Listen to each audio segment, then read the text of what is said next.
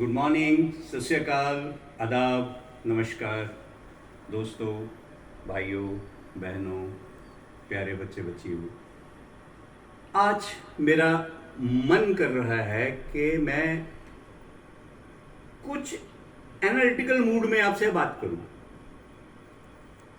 बातें वही हैं जो हम पहले भी करते रहे हैं, आगे कर रहे हैं, लेकिन उसको थोड़ा सा एक्सप्लोर करने की जरूरत है और मैं उस तरफ ही आज आपको लेके आगे बढ़ रहा हूं। देखो, जब बच्चा पैदा होता है तो he is a new Qamar, he is a beginner.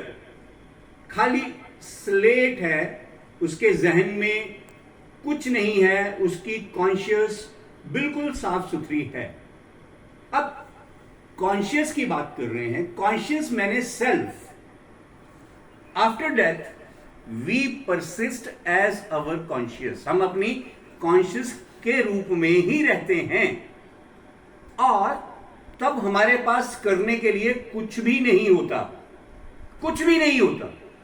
ना तो हमें ऑफिस जाना है, ना स्कूल जाना है, ना काम पे जाना है, ना खाने की चिंता है, ना किसी रिश्ते की चिंता है, ना किसी प्रॉब्लम के ऊपर सोच है, टोटली ब्लैंक। लेकिन हमें हमारी कॉन्शियस में वो सब रिकॉर्डिंग अलाइव रहती हैं जो हमने सारी जिंदगी में अच्छा या बुरा किया है। इंसान है, अच्छा भी करने की चेष्टा करते हैं और बुरा तो करते ही हैं। बुराई सिर्फ फिजिकल नहीं होती, बुराई अपने जहन में जन्म लेती है, जहन में पनपती है और जहन में ही फलती फूलती है। हम किसी के बारे में अगर कुछ बुरा सोचते हैं, किसी का नुकसान पहुंचाने का विचार हमारे मन में आता है, किसी का कुछ चुराने का विचार मन में आता है, किसी के शरीर के बारे में गलत विचार मन में आते हैं, हम मेल हो या फीमेल, आदमी हो या औरत, विचार तो आते ही हैं और ऑपोजिट सेक्स के प्रति भी विचार आते ही हैं। लड़कों को लड़कियों के प्रति, लड़कियों को लड़कों के प्रति।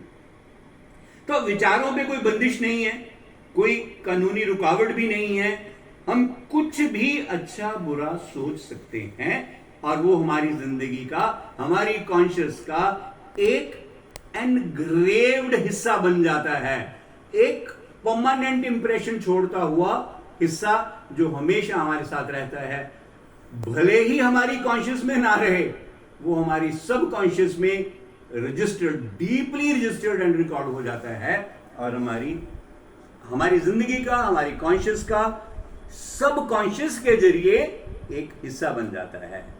जैसे हमारी कॉन्शियस है, ऐसे एक सुपर कॉन्शियस है, ऐसे एक सब कॉन्शियस है।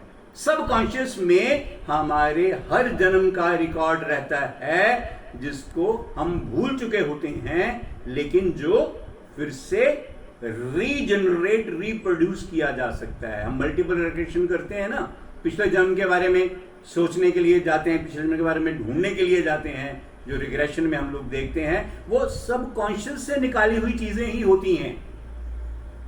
हमारी सब कॉन्शियस में हमारे पिछले जन्मों का रिकॉर्ड पड़ा हुआ है और ये हमारे साथ आफ्टर डेथ भी चलता है। जब हमारे पास करने के लिए कुछ भी नहीं है, आप आज ही एक्सपेरिमेंट करो, कुछ पल के लिए आप सब कुछ भूल जाओ, समझो आपके पास कुछ भी करने को नहीं है, बिल्कुल निर्विचार होके बैठने की कोशिश करो।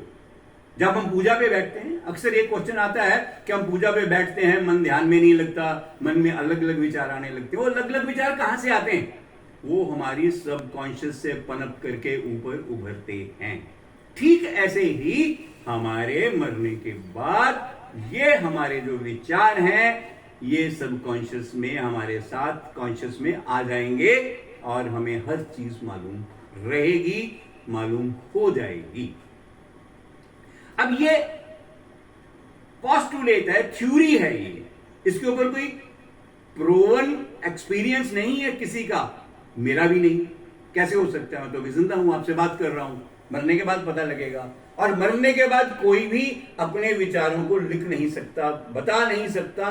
बताने की चेष्टा भी करेगा तो हमें लगेगा कि स्वप्न आ रहा है, विचार हैं, और वो उसकी कोई वैल्यू नहीं रहेगी।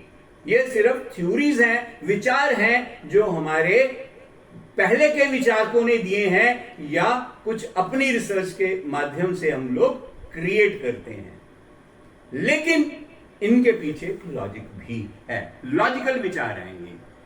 अब जब करने को कुछ नहीं होता हमारे पास, हमारे आगे हमारे अच्छे बुरे कर्म सारे ही एक स्क्रीन पे चलते हुए चलचित्र की तरह हमें नजर आते हैं, हमें याद होते हैं, हमारे जहन में, हमारे जहन तो होता नहीं, मतलब हमारे कॉन्शियस में वो उभरे हुए रहते हैं। हमें पता होता है कि हमने क्या बुरा किया है, क्या अच्छा किया है।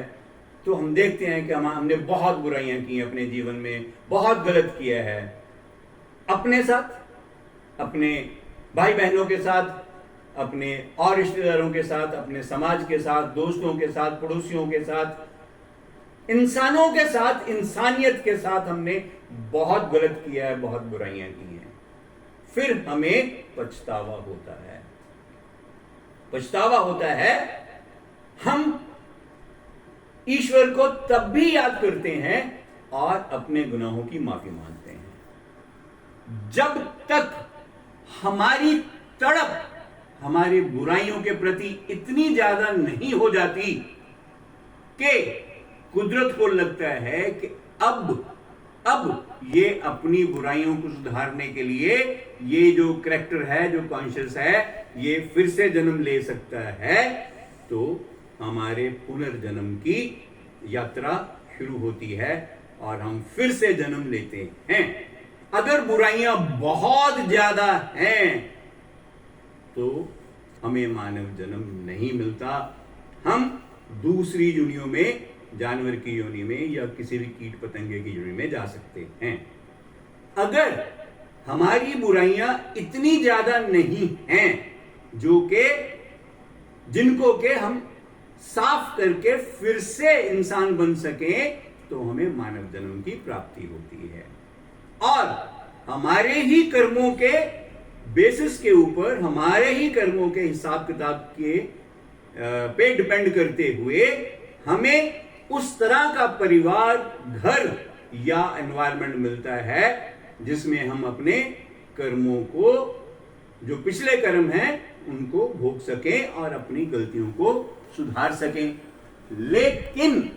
लेकिन अनफॉर्चुनेटली जब हम दोबारा पैदा होते हैं तो फिर से जहन, दिमाग वो तो साफ ही होता है, जीरो से स्टार्ट होता है। अपने सारे ही कॉन्शियस के विचार सब कॉन्शियस में चले जाते हैं और फिर से एक जीरो बैलेंस की कॉन्शियस के साथ हम इस दुनिया में पुनर्जन्म लेकर के हाजिर होते हैं। तब हम बिल्कुल फ्रेशर होते हैं, एक बिगिनर होते हैं। फिर शुरू होती है यात्रा समझने की, ग्रैब करने की, लर्न करने की। We become learners. हम सीखना शुरू करते हैं पहले रिलेशंस को, कि यार कौन है ये शख्स जो हमारा ख्याल कर रहा है, हमें भूख लगने पे खाना दे रहा है, हमें जब हम गीले होते हैं तो हमें, गंदे होते हैं तो हमारी सफाई करता है, तो ये कोई अपना ही कर सकता है। तो वहां से हमारी कॉन्शियसनेस में एक माँ बाप का रिश्ता पैदा होता है। फिर आगे बढ़ते हुए रिश्ते बहन भाई, बुआ, चाचा चाची और मौसा मासी, ये सब रिश्ते हमें धीरे धीरे समझ में आने शुरू होते हैं और हम दुनियादारी में प्रवेश कर चुके होते हैं।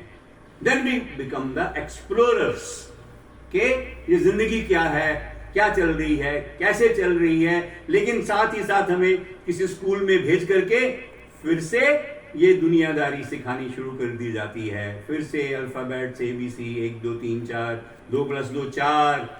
तो कोई परिवार 2 + 2 5 भी सिखाना शुरू कर देता है, जो कॉन्शियसनेस है पैसे के लिए कि 2 + 2 4 नहीं भैया 5 होती है। आपको 2 लगा करके, 2 कमा करके 4 नहीं करने, 5 करने हैं। और हम इस दुनियादारी में उलझ जाते हैं। अब हम जो हैं वो क्या है? एक तो हमारी काया है। काया यानी हमारा शरीर जो हमें कुदरत ने दिया है, जो माँ बाप के जरिए हमें प्राप्त हुआ है, ठीक है। और एक हमारी छाया है जो शरीर का हिस्सा है। जब धरती पे पहला इंसान आया तब उसका कोई साथी नहीं था, या पहला कॉन्शियस जीव आया, इंसान नहीं कहते, कॉन्शियस जीव कह लेते हैं हम उसे, तो उसको अकेले को अकेलापन ना लगे, कुदरत ने काया के साथ एक छाया भी दी, और अपनी ही छाया को देख करके वो अकेला महसूस ना करे, 1+1 2 का एहसास उसे आ जाए, तो उसे एक छाया भी दी गई। अब दोस्तों, ना तो ये काया अपनी है, ना तो ये छाया अपनी है। छाया तो काया के साथ चली ही जाएगी, और काया ने भी एक दिन चले ही जाना है। और इस काया और छाया के साथ साथ एक वो है जो कुदरत से, जो कॉस्मिक एनर्जी से हमारे साथ आया है, हमारे लिए आया है। छाया, काया और आया। आया मीन्स वो आत्मा जो हमें जिंदगी दे रही है, वो उस ईश्वर का अंश हमारे अंदर जो हमें जीवित रखे हुए है, वो एक अंश जो है वो ईश्वर का अंश है जो हमारे अंदर बैठा हुआ है, जिसे अनफॉर्चुनेटली हम पहचानते ही नहीं है, उसको भी अपना ही हिस्सा बना लेते हैं। हम समझते हैं कि हम जिंदा हैं और हम हैं, हम सिकंदर हैं, हम सिकंदर आजम हैं, हमें सारी दुनिया पे राज करना है, सारी दुनिया में हम ही हम हो, हमारा ही नाम हो और सब हमारे गुलाम हो। ये हमारी सोच जो है वो इंसानी जामे में बन जाती है, बहुतों की बनी है, आज भी है। और आज भी बहुत ऐसे ना समझ शख्स हैं, इंसान हैं जो सिकंदर बनने की कोशिश कर रहे हैं, लेकिन असल में तो बंदर भी नहीं है, सिकंदर तो बहुत बड़ी चीज है। अरे भाई साहब, भाइयों बहनों बच्चियों, इस चीज को हमेशा जहन में लेके चलो कि जो आया है वो हम पे एहसान करने के लिए आया है, हमें जिंदा रखने के लिए आया है। हम एक कॉन्शियस थे जिसने रिपेंटेंस के बाद ये जामा प्राप्त किया है, ये काया प्राप्त की है, और लेकिन हम आया को भी भूल गए हैं और काया को ही सब कुछ समझ करके अपनी जिंदगी को अपने मन चाहे रास्ते पे ले जाने लग जाते हैं। दोस्तों, आप सब क्या कर रहे हैं? क्या कर रहे हैं? देखो, ध्यान से देखो, मेरे कहने पे मत जाओ, अपनी जिंदगी में झांक के देखो आप क्या कर रहे हो। सिर्फ और सिर्फ पैसे के पीछे भाग रहे हो, पैसे के पीछे आप रिश्ते भूल चुके हो, आप इंसानियत भूल चुके हो, आप दोस्ती भूल चुके हो।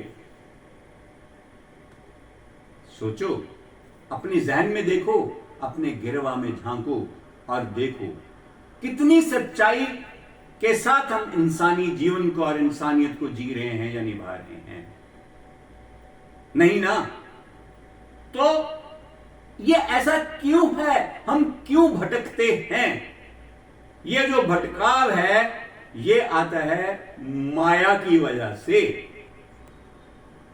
काया, छाया, आया के अलावा एक माया भी है जो उस ईश्वर ने, उस वाहिगुरु ने, उस अल्लाह ने रची है, जो हमें भ्रमित करती है, जो कि काम, क्रोध, लोभ, मोह और अहंकार के रूप में हमारे शरीर में हमारे साथ रची बसी हुई है, intrinsic part of our life, of our personality. और ये माया ही हमें भ्रमित करती है काम की तरफ, क्रोध की तरफ, लोभ की तरफ और मोहवश होकर के पाप करने की तरफ, और अहंकार के वश होकर के सामने वाले को छोटा, तुच्छ और नीच समझने के लिए मजबूर करती है। और हम एक ऐसी दलदल में फंस जाते हैं जिससे निकलना बहुत मुश्किल हो जाता है, और ये कर रहे हैं। द ओनली इश्यू इज कि we are not present to what we are doing और व्हाट वी आर। हम क्या हैं और हम क्या कर रहे हैं उसके ऊपर हम प्रेजेंट नहीं हैं। तो मेरे प्यारे भाइयों बहनों, बच्चे बच्चियों, be conscious, be alert, be present to yourself. अपने आप को समझो, जो आया है उसने चले जाना है। आत्मा ने एक दिन चले जाना है, परमात्मा में मिल जाना है। आत्मा का आपसे कुछ लेना देना नहीं है।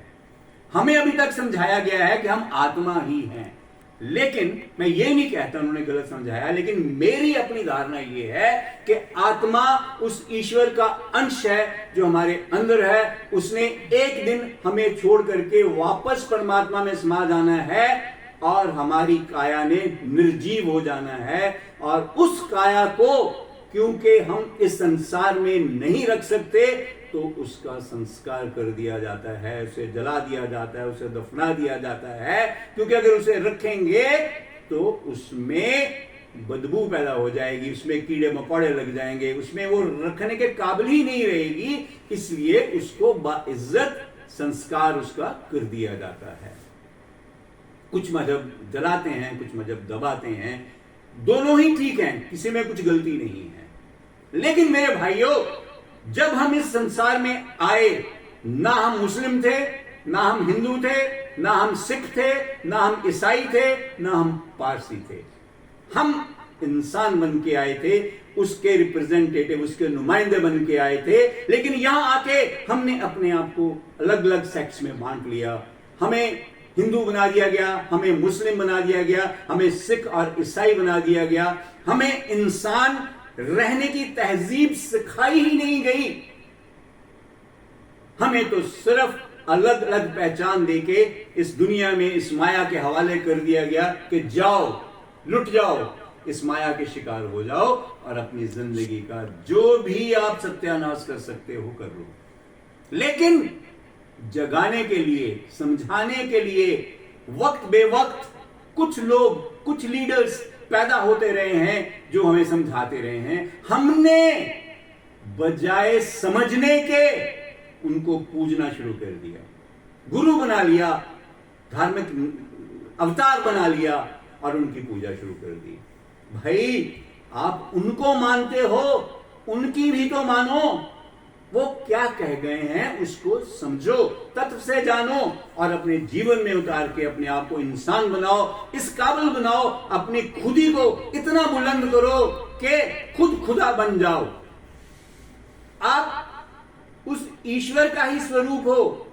जिस दिन हमारी कॉन्शियस इंसानी जामे में रहते हुए परफेक्टली साफ हो जाती है, प्रॉपरली बैलेंस्ड हो जाती है, कोई पाप छल नहीं रहता और हम गुनाह रहित जीवन व्यतीत करने के काबिल हो जाते हैं, उस दिन हमारी कॉन्शियस और ये जो ईश्वर का अंश है, जो शिवांश हमारे अंदर है, वो एक हो जाते हैं। और उस एक होने का, उस मिलन का नाम ही मुक्ति या मोक्ष है, जो हमें बताया गया है, सिखाया नहीं गया। सो मेरी हाथ जोड़ के आपसे विनती है मेरे भाइयों, आप जो भी हो, जिस मजहब को भी मानते हो, हर मजहब अच्छा है, हर मजहब बहुत अच्छा है। सिखिज्म में बहुत कुछ काबिले तारीफ है, मुस्लिम कम्युनिटी में बहुत कुछ काबिले तारीफ है, हिंदू मजहब में बहुत कुछ काबिले तारीफ है, और क्रिश्चियनिटी का तो जवाब ही नहीं है। हर मजहब अच्छा है, लेकिन हर मजहब के जो रिलीजियस लीडर्स हुए हैं, जो गुरु हुए हैं, जो उन्होंने शिक्षाएं दी हैं, उनको समझो। अपने अपने धर्म में रहते हुए अपने अपने धार्मिक जो अवतार हैं, जो गुरु हैं, जिनको हम मानते हैं, पूजते हैं, उनकी शिक्षा को समझो। उन्होंने क्या समझाया, क्या सिखाया मेरे भाइयों। हर गुरु ने, हर लीडर ने हमें इंसान बनना सिखाया, इंसानियत का रास्ता सिखाया है। और हम लेकिन मायावश हुए, अपने असली रास्ते को भूल करके गुमराह हुए, अपने जीवन को पतन की तरफ ले जाते हैं। उत्थान की तरफ नहीं ले जाते, उन्नति की तरफ नहीं ले जाते। तो मेरे भाई बहनों, बच्चे बच्चियों, मेरी आपसे यही रिक्वेस्ट है कि समझो, मैं भी वही चेष्टा कर रहा हूं आपको समझाने की जो मैं समझ पाया हूं। मैं कोई लीडर नहीं हूं, कोई गुरु नहीं हूं, कोई बाबा नहीं हूं, और ना ही मैं चाहता हूं कि आप लोग मुझे पूजो, मेरे पीछे लगो, मेरी वो करो। ठीक है, आप रिस्पेक्ट करते हो, thank you very much, respect करो, लेकिन समझो मैं क्या समझाना चाहता हूं, और जो समझाना चाहता हूं उसको समझ करके उस पर अमल करो, और इस काबिल हो जाओ कि अपनी आत्मा के साथ आप मोक्ष की यात्रा प्राप्त कर सको, और उस ईश्वर का, उस कुदरत का, इस कॉस्मिक एनर्जी का फिर से एक हिस्सा बन सको, और अपने जीवन को सफल कर सको। और इसके साथ ही बहुत सारी दुआओं के साथ, ढेर सारे प्यार के साथ, नमस्कार, खुदा हाफिज, सत श्री अकाल, बाय बाय, गुड डे, खुश रहिएगा, हमेशा सलामत रहिएगा।